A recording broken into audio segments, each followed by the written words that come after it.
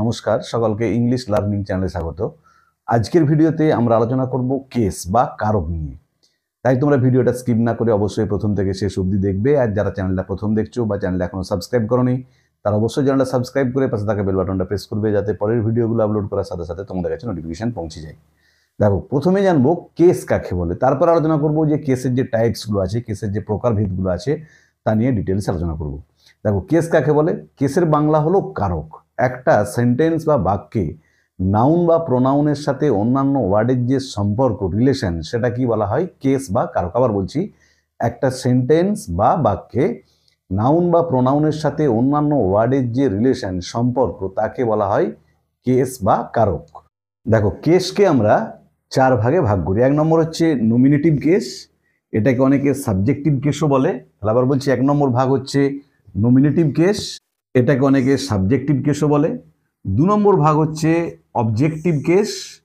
Objective কেসকে দেখো আবার দুভাগে ভাগ করা যায়, একটা হচ্ছে অ্যাকুজেটিভ আর একটা হচ্ছে ডেটিভ। আবার বলছি, এক নম্বরটা হচ্ছে অ্যাকুজেটিভ আর একটা হচ্ছে ডেটিভ। তাহলে অবজেক্টিভ কেসের দুটো ভাগ। তিন নম্বরে হচ্ছে পজেসিভ কেস আর চার নম্বরে হচ্ছে ভোকেটিভ কেস। তাহলে কেসকে মূলত আমরা এই চারটে ভাগে ভাগ করতে পারি। একে নমিনেটিভ কেস বা সাবজেক্টিভ কেস, দুয়ে অবজেক্টিভ কেস, তিনে পজেসিভ কেস যেটাকে জিনেটিভ কেসও বলা হয়, আর চার নম্বর হচ্ছে ভোকেটিভ কেস।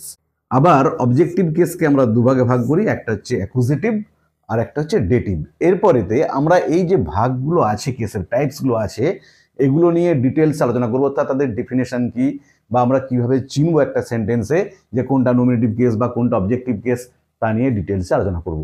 দেখো, প্রথম ভাগ হলো নমিনেটিভ কেস বা সাবজেক্টিভ কেস। তাহলে প্রথমে জানবো নমিনেটিভ কেস বা সাবজেক্টিভ কেস কাকে বলে। একটা সেন্টেন্স বা বাক্যে নাউন বা প্রোনাউন যখন ভার্বের সাবজেক্ট হিসেবে কাজ করে বা কর্তা হিসেবে কাজ করে, তখন তাকে বলা হয় নমিনেটিভ কেস। আবার বলছি, একটা সেন্টেন্স বা বাক্যে যখন নাউন বা প্রোনাউন ক্রিয়াটার মানে ভার্বের সাবজেক্ট হিসাবে কাজ করে, তখন তাকে বলা হয় নমিনেটিভ কেস। এটাকে সাবজেক্টিভ কেসও বলে।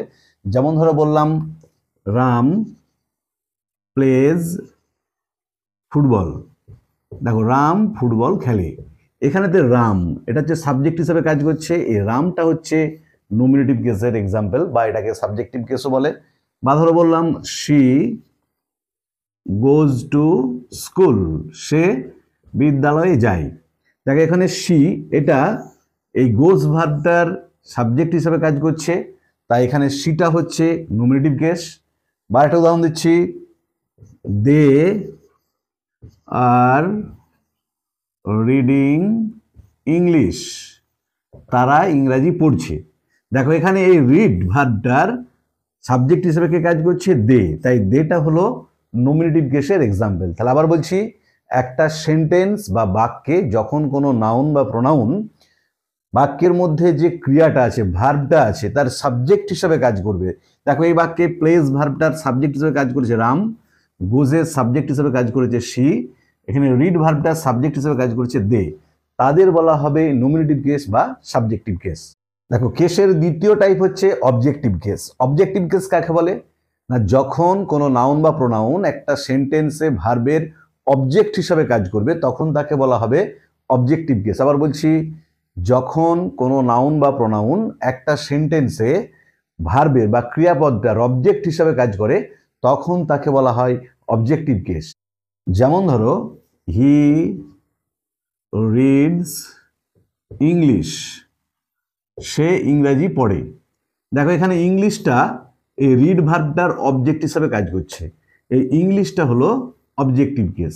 বা ধরো বললাম, আই অ্যাম ওয়াচিং টিভি, আমি টিভি দেখছি। এখানে এই টিভি এই নাউনটা ওয়াচ ভার্বটার অবজেক্ট হিসাবে কাজ করছে, তাই টিভিটা হচ্ছে একটা অবজেক্টিভ কেসের এক্সাম্পল। এরপরে দেখো, অবজেক্টিভ কেসকে আমি আগেই বলেছি দুভাগে ভাগ করা যায়, একটা হচ্ছে অ্যাকুজেটিভ আর একটা হচ্ছে ডেটিভ। তাহলে অ্যাকুজেটিভ জিনিসটা কি না, যে সকল অবজেক্ট ভার্বটার ডাইরেক্ট অবজেক্ট হিসেবে কাজ করবে। আবার বলছি, অ্যাকুজেটিভটা কি না, যে সকল অবজেক্ট বাক্যের ভার্বটার ডাইরেক্ট অবজেক্ট হিসেবে কাজ করবে, তাকে বলা হবে অ্যাকুজেটিভ। ভালো করে উদাহরণ দিচ্ছি, দেখো, ধরো বললাম, he gave me a pen, সে আমাকে একটা কলম দিয়েছিল। এই গিভিং ভার্বটার গেভ মানে এটা অ্যাকচুয়ালি গিভ ভার্ব, এই গিভিং ভার্বটার ডাইরেক্ট অবজেক্ট হচ্ছে একটা কলম। সে কি দিয়েছিল? একটা কলম। তাহলে এই পেনটা হচ্ছে এখানে কিন্তু অ্যাকুজেটিভের উদাহরণ। বা ধরো আরেকটা বলছি, মিস্টার পাল টিচেস আস ইংলিশ। কি বললাম? মিস্টার পাল টিচেস আস ইংলিশ। মিস্টার পাল আমাদের ইংরেজি পড়ান। দেখো টিচিং ভার্বটার ডাইরেক্ট অবজেক্ট হচ্ছে ইংলিশ, তাই এই ইংলিশটা হচ্ছে অ্যাকুজেটিভের এক্সাম্পল। তাহলে আবার বলছি অ্যাকুজেটিভটা কি না, যখন সেন্টেন্সের মধ্যে অবজেক্টটা ভার্বের ডাইরেক্ট অবজেক্ট হিসেবে কাজ করছে। এখানে গিভিং এর ডাইরেক্ট অবজেক্ট হচ্ছে পেন, এখানে টিচিং এর ডাইরেক্ট অবজেক্ট হচ্ছে ইংলিশ, তাকে বলা হবে অ্যাকুজেটিভ। আর ডেটিভটা কি? যখন সেন্টেন্সের মধ্যে অবজেক্টটা ভার্বের ইনডাইরেক্ট অবজেক্ট হিসাবে কাজ করে তাকে বলা হয় ডেটিভ। আবার বলছি, যখন একটা সেন্টেন্সের মধ্যে অবজেক্টটা ভার্বের ইনডাইরেক্ট অবজেক্ট হিসেবে কাজ করবে তাকে বলা হবে ডেটিভ। দেখো এখানে মিটা হচ্ছে ইনডাইরেক্ট অবজেক্ট হিসেবে কাজ করছে, তাই মিটা হলো ডেটিভ। ঠিক একইভাবে এই বাক্যে আসটা হচ্ছে ইনডাইরেক্ট অবজেক্ট হিসেবে কাজ করছে, তাই আসটা হচ্ছে ডেটিভ। এরপরেতে মনে রাখার একটা সহজ নিয়ম হচ্ছে, মনে রাখবে যে indirect object generally follows immediately after the verb. মানে ইনডাইরেক্ট অবজেক্টটা সাধারণত ভার্বের ঠিক পরেই থাকে। দেখো গেভটা ভার্ব, তারপরে যে অবজেক্টটা আসে মি, এখানেও টিচেসটা ভার্ব, তারপরে যে অবজেক্টটা আসে আস। তাহলে এই দুটো হচ্ছে ডেটিভ। আবার বলছি ইনডাইরেক্ট অবজেক্ট চেনার একটা সহজ নিয়ম, সেটা হচ্ছে generally indirect object follows immediately after the verb, মানে ভার্বের ঠিক পরেই থাকবে ইনডাইরেক্ট অবজেক্টটা, সেটা হবে ডেটিভ। দেখো এখানে তো গেভের পরে মি আছে, এখানে তো টিচেসের পরে আস আছে।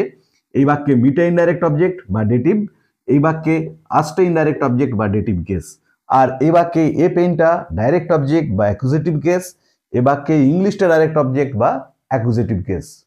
কেসের 3 নম্বর ভাগ হচ্ছে পজেসিভ কেস। তাহলে পজেসিভ কেস কাকে বলে না, যখন কোনো নাউন বা প্রোনাউন অধিকার বা একটা সম্বন্ধ বোঝাবে তাকে বলা হবে পজেসিভ কেস। এই জন্য বাংলাতে এটাকে কিন্তু সম্বন্ধ পদ বলে। তোমরা কেস যখন পড়েছো বাংলাতে বা কারক যখন পড়েছো সেখানে সম্বন্ধ পদ বলে একটা জিনিস আছে।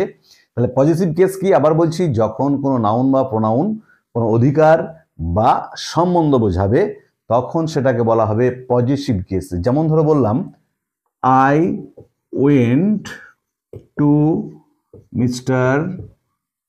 Roy's house. আমি গিয়েছিলাম মিস্টার রয়ের বাড়িতে। এই মিস্টার রয়েজ, দেখো মিস্টার রয়েজ এটা হচ্ছে একটা পজিটিভ কেসের এক্সাম্পল। বা ধরো বললাম, দিস ইজ রাহুলস পেন। এটা হলো রাহুলের কলম। দেখো এই রাহুলস পেন এটা হচ্ছে পজিটিভ কেসের এক্সাম্পল, কারণ এখানেতে আমরা একটা সম্বন্ধ বা অধিকার দেখতে পাচ্ছি যে রাহুলের এটা হচ্ছে মালিকানা পেন্টার, এটা মিস্টার রয়ের বাড়ি।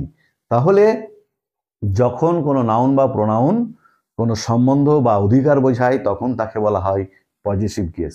দেখো কেসের লাস্ট ভাগ হচ্ছে ভোকেটিভ কেস। ভোকেটিভ কেস কাকে বলে? যখন কোনো নাউন বা প্রোনাউনের দ্বারা সম্বোধন করা বোঝায়। তোমরা বাংলায় যখন কারক পড়েছো সেখানে সম্বোধন পদ পড়েছো, তাহলে যখন কোনো নাউন বা প্রোনাউনের দ্বারা সম্বোধন করা বোঝায় তখন তাকে বলা হয় ভোকেটিভ কেস। আবার বলছি, যখন কোনো নাউন বা প্রোনাউনের দ্বারা কোনো সম্বোধন করা বোঝায় তখন তাকে বলা হয় ভোকেটিভ কেস। যেমন ধরো, স্টুডেন্টস ডু নট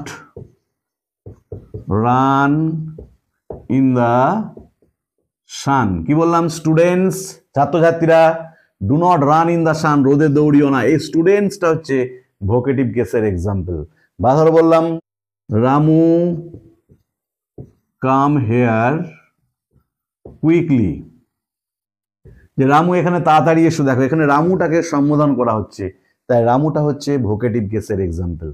তাহলে যখন কোনো নাউন বা প্রোনাউন দ্বারা কোনো সম্বোধন করা বোঝাবে সেটাকে বলা হবে ভোকেটিভ কেস। তাহলে আজকের ভিডিওতে আমরা কেস কাকে বলে এবং কেসের যে প্রকারভেদ আছে তা নিয়ে ডিটেলস আলোচনা করলাম। ভিডিওটা ভালো লাগলে তোমরা অবশ্যই লাইক, শেয়ার ও কমেন্ট করে জানাবে। আর যারা চ্যানেলটা প্রথম দেখছো বা চ্যানেলটা এখনো সাবস্ক্রাইব করোনি তারা অবশ্যই চ্যানেলটা সাবস্ক্রাইব করে পাশে থাকা বেল বাটনটা প্রেস করবে, যাতে পরের ভিডিওগুলো আপলোড করার সাথে সাথে তোমাদের কাছে নোটিফিকেশন পৌঁছে যায়। আমি অলরেডি বেশ কয়েকটা এলিমেন্টারি গ্রামারের উপর ভিডিও আপলোড করেছি, তাছাড়াও দেখবে প্লেলিস্টে গিয়ে কনফিউজিং গ্রামারের উপরেও বেশ কিছু ভিডিও আপলোড করেছি। যারা দেখোনি তাদের জন্য আমি ডেসক্রিপশন বক্সে লিঙ্ক দিয়ে দিয়েছি, তোমরা অবশ্যই তোমাদের সময় মতো এবং প্রয়োজন মতো দেখে নিও। ভালো থেকো সকালে, ধন্যবাদ, দেখা হবে পরের ভিডিওতে।